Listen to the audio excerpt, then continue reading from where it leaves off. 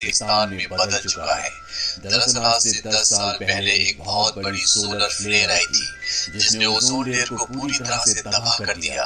Ozone layer के तबाह होने के बाद धरती बंजर हो गई, जिस वजह से इंसानों की एक बहुत बड़ी आबादी मारी गई। अब कुछ ही इंसान धरती पर बचे हुए हैं जो किसी भी तरह से अपने आप को जिंदा रखना चाहते हैं। धरती पर अधिकतर हिस्से ऐसे हैं जहां पर इंसान नहीं रह सकता, यानी कि धरती अब इंसानों के रहने लायक नहीं बची। धरती पर हमेशा तूफान आते रहते हैं और ऐसी तूफान में हमें एक आदमी को दिखाया जाता है जिसका नाम फिंच है, जिसने एक सूट पहना होता है। ये सूट सूरज से निकलने वाली यूवी रेज यानी कि अल्ट्रा वायलेट रेज से बचने के लिए होता है, क्योंकि धरती पर हर जगह अल्ट्रा वायलेट रेज फैल चुकी है जो इंसानों के लिए बहुत खतरनाक है। दरअसल फिंच यहाँ पर खाना ढूंढ रहा है। वो एक जगह जाता है जहाँ पर उसे डॉग का खाना मिलता है। फिंच वापस उस जगह आ जाता है जहाँ पर वो रहता है। दरअसल ये एक लैब है जहाँ पहले कभी वो काम किया करता था।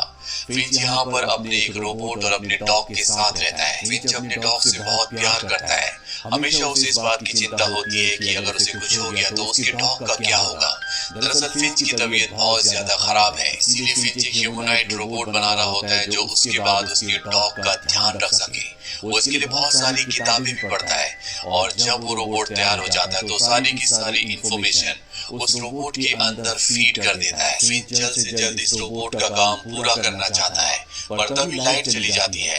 फिंच जाकर लाइट को ठीक करता है और तब रोबोट उसे बताता है कि यहाँ पर एक बहुत बड़ा तूफान आने वाला है जो 24 घंटों में यहाँ तक पहुंच जाएगा और ये तूफान यहाँ पर कई दिनों तक रहेगा, जिससे बच पाना नामुमकिन है। फिंच तय करता है कि ये सब के सब यहाँ से सैन फ्रांसिस्को जाएंगे। अब रोबोट को चलना नहीं आता, इसीलिए फिंच उसे सिखाता है कि चला कैसे जाता है और जब वो चलना सीख जाता है तो ये सब के सब एक बस के जरिए यहाँ से सैन फ्रांसिस्को के लिए निकल पड़ते हैं। फिंच की जो बस होती है वो अल्ट्रा वायलेट रेज से पूरी तरह से प्रोटेक्टेड होती है। अब जब इस सफर में आगे बढ़ते हैं तो इनके रास्ते में एक शहर पड़ता है। फिंच अपना सूट पहनकर अपने ह्यूमनॉइड रोबोट के साथ बाहर निकलता है। दरअसल इन्हें यहाँ पर खाना ढूंढना है। ये एक थिएटर के अंदर जाते हैं जहाँ पर फिंच को कुछ पॉपकॉर्न्स मिलते हैं और जब ये दोनों के दोनों बाहर आते हैं तो पॉपकॉर्न्स को एक प्लेट के ऊपर रखा जाता है और अगले पल वो अपने आप ही उबलना शुरू हो जाते हैं, जिससे हमें समझ में आता है कि बाहर का टेम्परेचर बहुत ज्यादा है।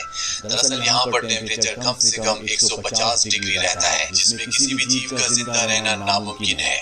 तभी ये देखते हैं कि तूफान इनकी तरफ लगातार बढ़ रहा है, इसीलिए बस से लोग यहाँ से निकल जाते हैं। लेकिन जब ये रास्ते में होते हैं तो इन्हें समझ में आ जाता है कि ये इस तूफान से बच नहीं सकते, इसीलिए अपनी बस को वहीं पर रोककर चारों तरफ कीले ठोकते हैं और उन कीलों में बस की केबल्स को बांध देते हैं। तूफान अभी तक पहुंच जाता है, इनकी बस हवा में उड़ना शुरू हो जाती है, पर जल्दी ही तूफान यहाँ से गुजर जाता है।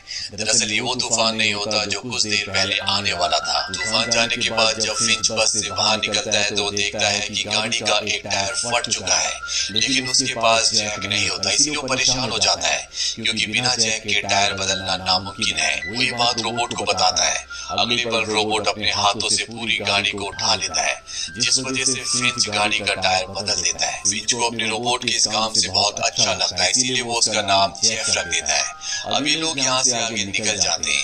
रात को फिंच गाड़ी में सो जाता है। अगली सुबह जब वो उठता है तो देखता है कि उसका डॉग भौंक रहा है। फिंच उठकर देखता है तो रोबोट उसके सामने होता है।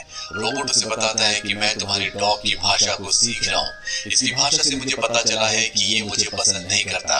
फिंच कहता है कि तुम दोनों को घुलने मिलने में थोड़ा सा टाइम लगेगा, जल्दी तुम दोनों की दोस्ती हो जाएगी। इसके बाद फिंच और उसके साथी यहाँ से आगे बढ़ जाते हैं। रास्ते में इन्हें एक रेस्टोरेंट दिखता है जहाँ पर फिंच अपने डॉग को लेकर बाहर उतर जाता है। दरअसल ये लोग यहाँ पर छाए में होते हैं, इसीलिए धूप इन्हें इफेक्ट नहीं करती। फिंच अपने डॉग के साथ अंदर रेस्टोरेंट में बैठ जाता है। वहीं बाहर रोबोट को यानी कि जेफ को दिखाया जाता है जो गाड़ी चलाने की प्रैक्टिस कर रहा होता है। दरअसल उसके दिमाग में जो डेटा डाउनलोड किया था वो मात्र 72% ही डाउनलोड हुआ था, इसीलिए उसे हर चीज की पूरी नॉलेज नहीं होती और जब वो गाड़ी चलाता है तो पीछे दूसरी गाड़ी में उसे टक्कर मार देता है, जिसकी आवाज से फिंच बाहर आता है। फिंच से कहता है कि तुम गाड़ी को वहां पर क्यों ले गए, तुम्हें इसे वापस लाना होगा, और वो अपना हाथ धूप में लाता है जिससे उसका हाथ जलना शुरू हो जाता है। दरअसल रोबोट को ये दिखाना चाहता है कि वो धूप में नहीं आ सकता। इसके बाद रोबोट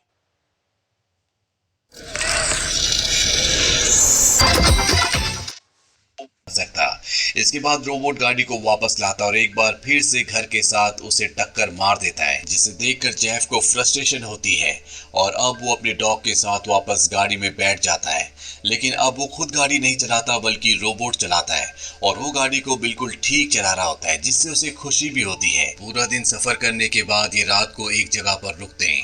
ये सब के सब अपनी गाड़ी से बाहर आते हैं, जहाँ पर आसमान बहुत ही खूबसूरत होता है।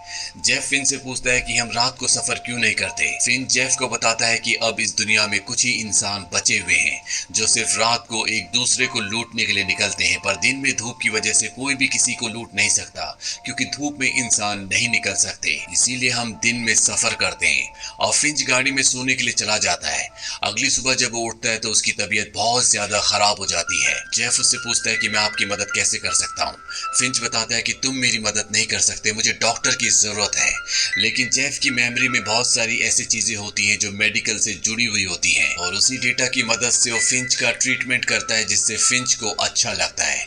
इसके बाद जेफ गाड़ी चलाकर यहाँ से आगे निकल पड़ता है और कुछ घंटों का सफर तय करने के बाद वो एक मॉल के बाहर पहुंचता है।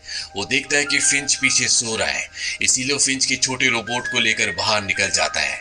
अब जेफ और फिंच का छोटा रोबोट खाना ढूंढने के लिए मॉल के अंदर जाते हैं। वही फिंच की आंख खुल जाती है और जब वो अपने रोबोट्स को अंदर नहीं देखता तो उसे टेंशन हो जाती है। वो अपना सूट पहनकर बाहर आ जाता है। वही फिंच के छोटे रोबोट को दिखाया जाता है जिसे नीचे खाना दिखता है और जैसे वो नीचे जाता है वो नीचे गिरकर पूरी तरह से बिखर जाता है। उसकी आवाज से फिंच भागता हुआ उस तरफ जाता है और देखता है कि उसका छोटा रोबोट पूरी तरह से बिखर चुका है, जिसे देखकर उसे बहुत दुख होता है और वो उसे हमेशा के लिए ऑफ कर देता है। इसके बाद वो जेफ के पास जाता है और उसे कहता है कि हम ऐसे ही कहीं पर भी नहीं रुक सकते, हमें यहाँ से जल्दी से निकलना होगा, हमें यहाँ इंसानों से खतरा है।